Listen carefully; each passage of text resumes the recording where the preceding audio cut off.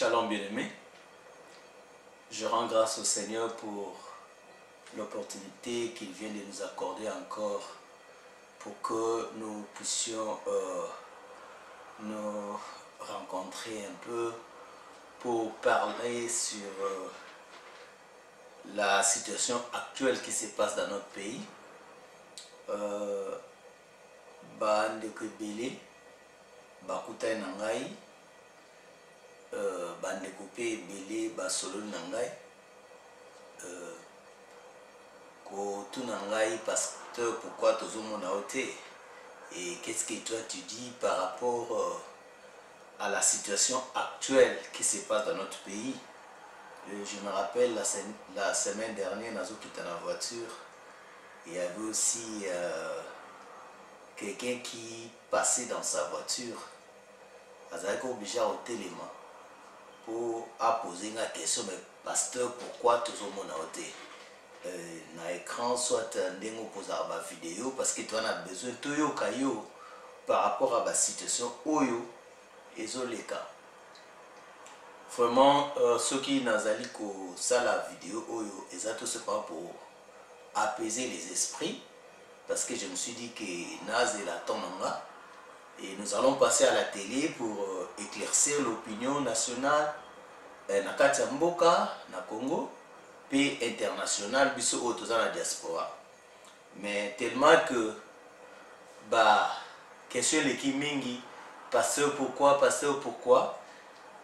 et na saka elo mora vite fait pour que vous soyez un peu fixés, parce que kalate awa je passerai à la télé pour na ko pesa ba éclaircissement bolinga boye ba point de vue nanga na mambo ezoleka na liwa ya monsieur Etienne Tshisekedi, mais ngana nous sommes des Bantous na botama na Congo na kola na Congo na tanga na Congo nzamba sa yeso pe grâce to na mboka oyo tozali ko sala de notre mieux pour payer tous au moins éducation, moins culture, tout que nous puissions vraiment nous ingérer dans la communauté oyo tozanango awa ya ba congolais kakate, mais aussi comment les gens au biso to kuti na mboka oyo bazo vivre ne esika o nga personnellement na vie nanga naza ko travailler mingi pour to kuti na mboka oyo. Mais étant bantou to pesaka respect mingi na mowe na sala ki émission nanga na Monsieur Yembesi na Ben TV et na osala pe émission musu na ye pour na ko éclaircir opinion nationale et internationale. Et juste quelques jours après, monsieur Etienne Tshisekedi a couffé. Moi, j'avais dit que carton rouge et Simba quitté, Simbi pété, quand il était encore vivant. Maintenant, à Koufi, je ne vois pas pourquoi je vais continuer à parler sur un mort. Je pourrais peut-être parler sur nous qui sommes restés vivants. D'où, hier, monsieur Etienne Tshisekedi, aza déjà au biso to bengaka na lingala na biso na Afrique, so mutakufu babengaki déjà pauvre. Nange balobaka let, c'est-à-dire aleki déjà accueilli. D'où na ba œuvre na ye, il faut eloba soit ekufa. Jésus-Christ était mort, mais ses œuvres continuent à parler jusqu'à présent. Ngai pe na yo, un jour nous allons passer, nous allons mourir. Mais il faut ba œuvre na biso etika la koloba na kat na biso ale moloto akufa, mais chaque jour na voiture nanga na yoka ka toujours banzembo ale moloto parce que ça ba œuvre na ye. Mais c'est Etienne Tshisekedi a vécu et ngonga na ye ko quitter parce que ba boma ye to ko développer yango banani ba boma ki ye peut-être awa peut-être olika na télévision. Mais ngonga na été. Mais nga vraiment réponse na ngisa pona ba congolais bino bolingana loba na lingana loba pona biso ototikali. Qu'est-ce que nous avions fait na liwa ya papa Tshisekedi, même si nga personnellement nazaki na nga d'accord na façon na ye ya kosalela te jusqu'à un moment, mais étant bantou topesaka respect na mowei. Est-ce que ba oyo batikali lelo yo, est-ce que bapesi respect na mowei étant que bantou? Yo kopesa réponse na mais nga na kopesa ke réponse eza négatif.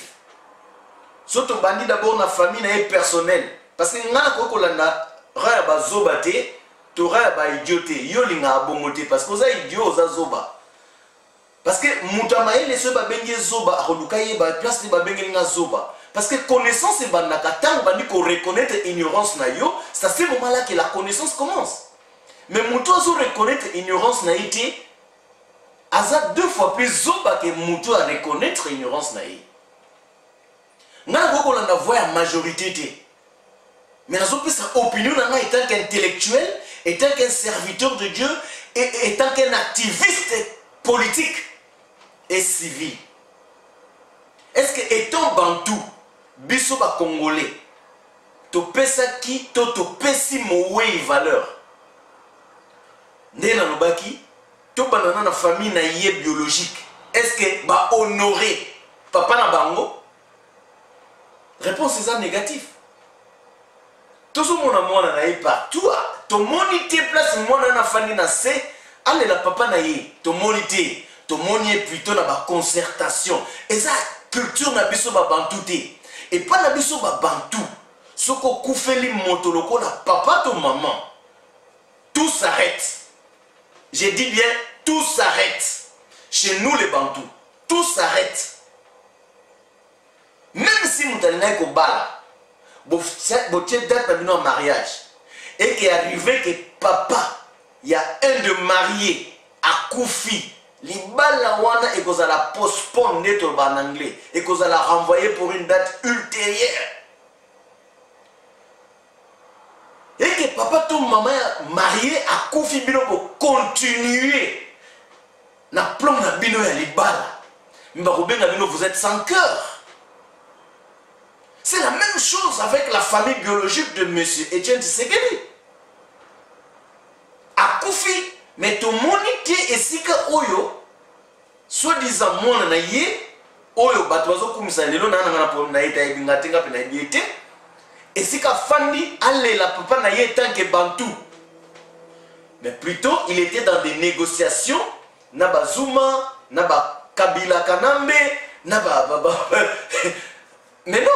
Personne, à part quelques personnes qui sont na YouTube, et na Facebook, bah tellement qui peuvent critiquer, peuvent condamner acte naïe.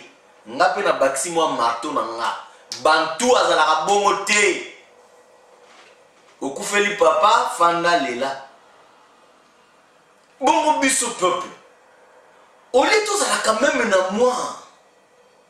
Makanisi. Que non, c'est quelqu'un qui avait servi les Congo à l'époque, le Zaïre. Il avait servi parce qu'il avait travaillé avec Mobutu. Et à un moment donné, Mobutu n'est plus.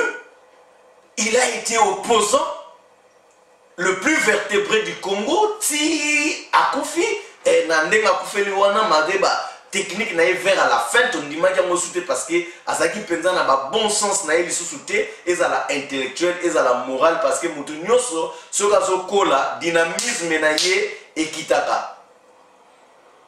Azaki sur l'ambassade, sur la est-ce Azaki d'accord n'a été? Est-ce que Bissoba Congolais, Moto Obiso Tolobaki qui est l'opposant le plus vertébré, le plus populaire du Congo, Moutapro Longolama Zaki. Qu'est-ce que nous avions fait l'ère à Koufi? L'air koufité, l'air va bomiller. Au contraire, tu commis c'est quoi? Tu bossé dans la bisoyer. Tu as eu mon sous longtemps à commoter pour remplacer la place naïe. Au lieu de savoir, quelqu'un de cette envergure, mon nene bouillé à Koufi, balakisi na Al Jazeera, balakisi na BBC, balobeli na Belge.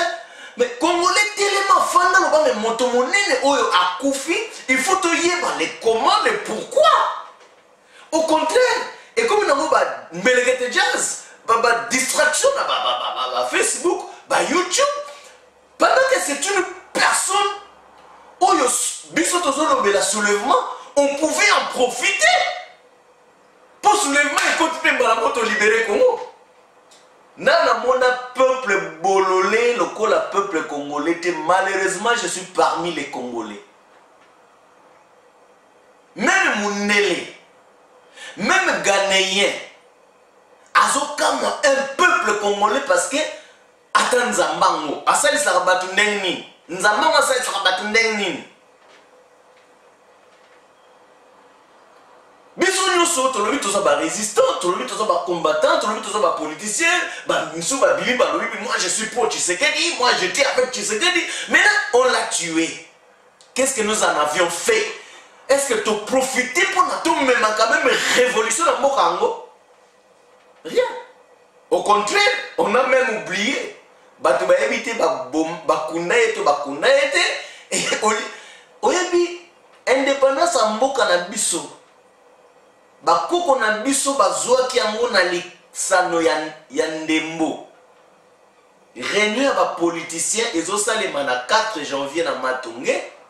Match à vita bazo betana et sur équipe nini na bosani ba na biso akala ba betelanga lisolo la bossa sur équipe nini mebino boyebi moko na bango na équipe wana na stade Tata Raphaël o ekomaki stade 20 mai moko na bango apoli mobulu bandi ba supporter ba bandi mobulu na stade Tata Raphaël les akamusikate na place du 4 janvier ba policier bazali pe na réunion na bango wana na mobulu wana na ba politicien esanga ndepesa biso indépendance babomi ale moloto ba congolais bobibi ba million na nzela babomi papa wemba papa ko baboma na gouvernement Kanambe babomi papa wemba ba congolais bosali matana mobimi na nzela et maintenant on vient de tuer l'éléphant congolais. Ba congolais mo bandi na bino ba blague mais boza peuple mo bolingi na bino ka fufuna matembele boza bino ko na besoin ya franchissement en boka na bino te vous n'en voulez pas et vous n'en méritez pas.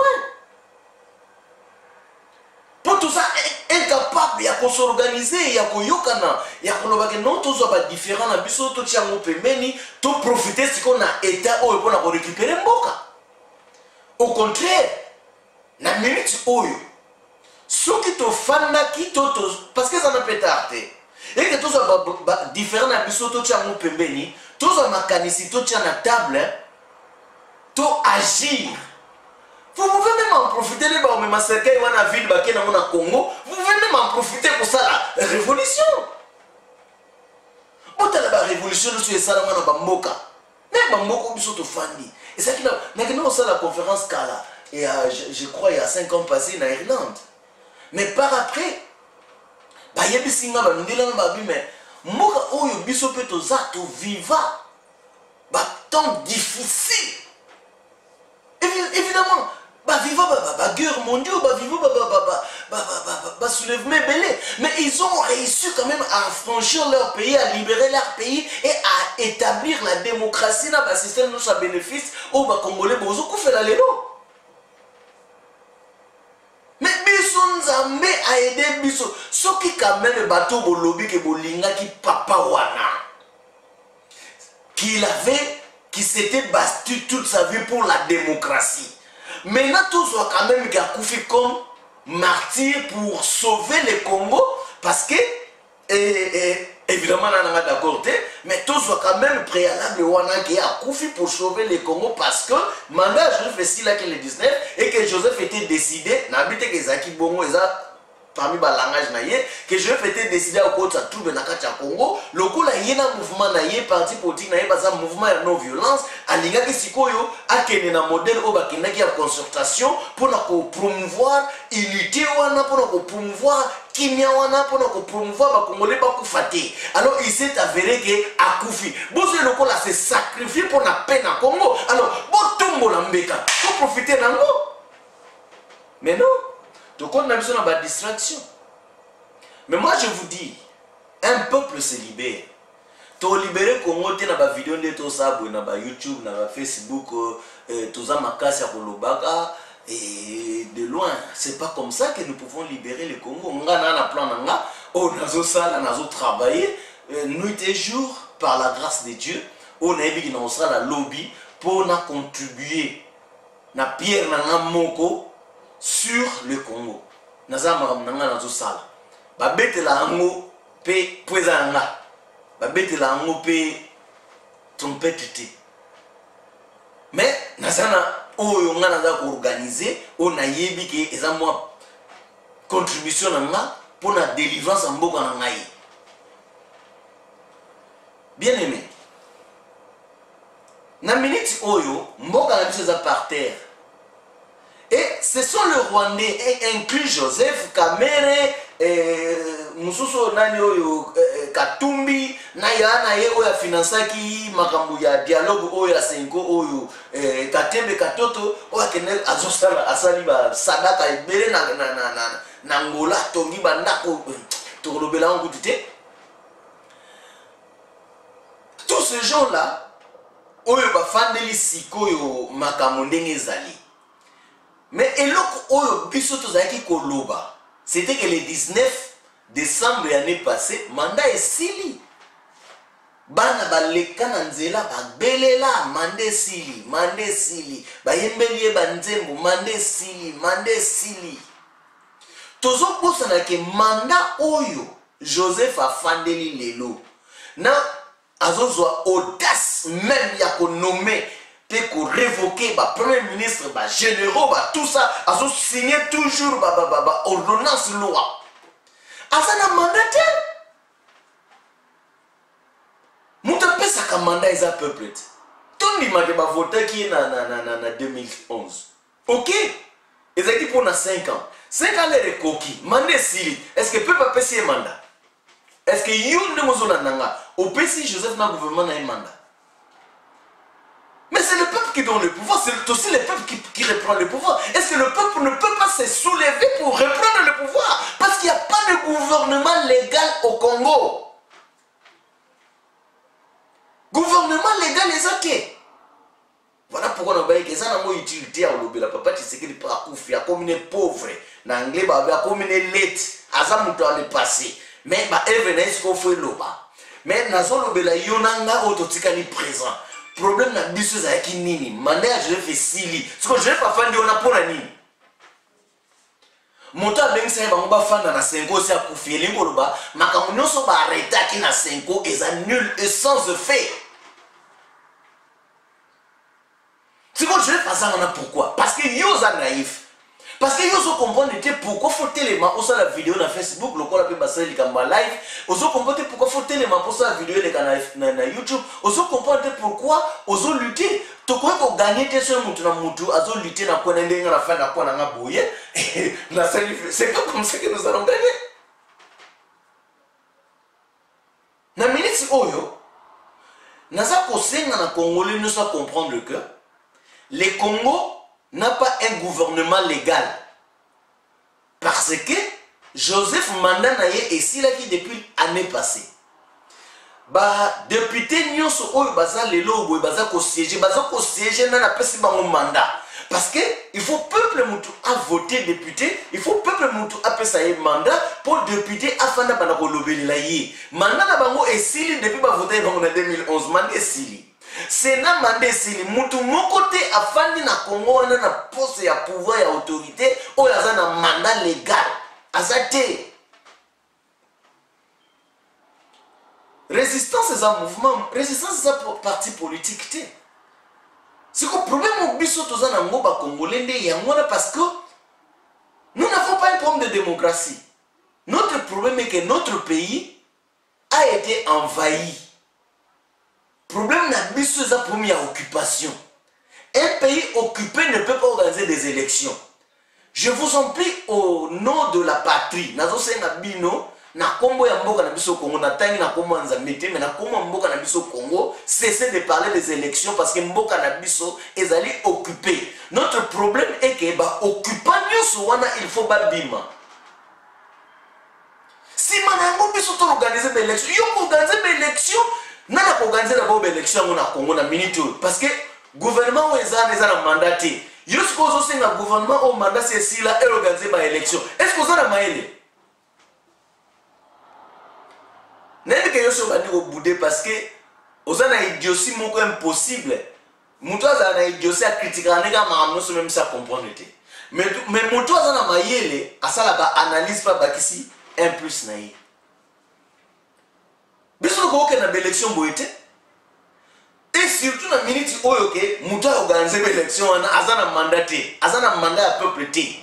A comment tu wana parce que soi-disant peuple muta pesa ke mandat voté en 2011. Mais sikoyo mandat ngezati.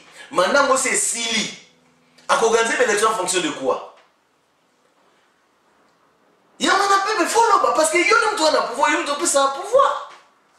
Ce que le peuple a télémi, malgré ba arme na ye, ko simba te, tokena la likamba non violence, tokena bombi mate, mais batu babi manga ba boma bango, muke wana ba boma wana, otani so koki combien?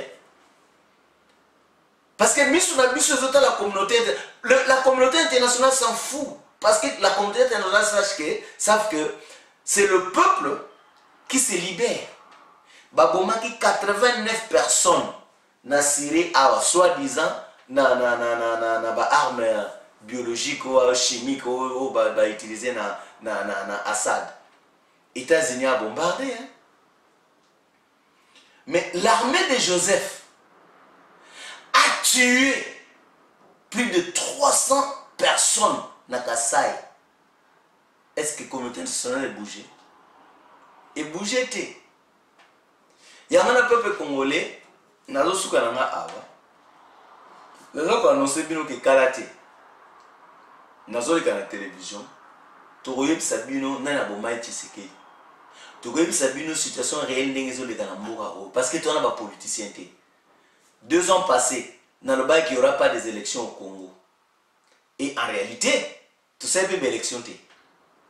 Dans le bail que Bazoulou va maintenir Joseph na pouvoir jusqu'à 2017, jusqu'à ce que Baboussi sa kotonga izine wana bazotonga na East ya Congo pour na traiter coltan. Yangot ba conduire Joseph tina 2017. Et puis bazozonga la plan na bango, plan A na bango ya ko conduire tina 2020.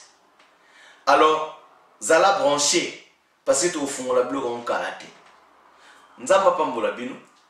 Boko ne obonde la pona biso. Toza kaka. See you soon. Bye.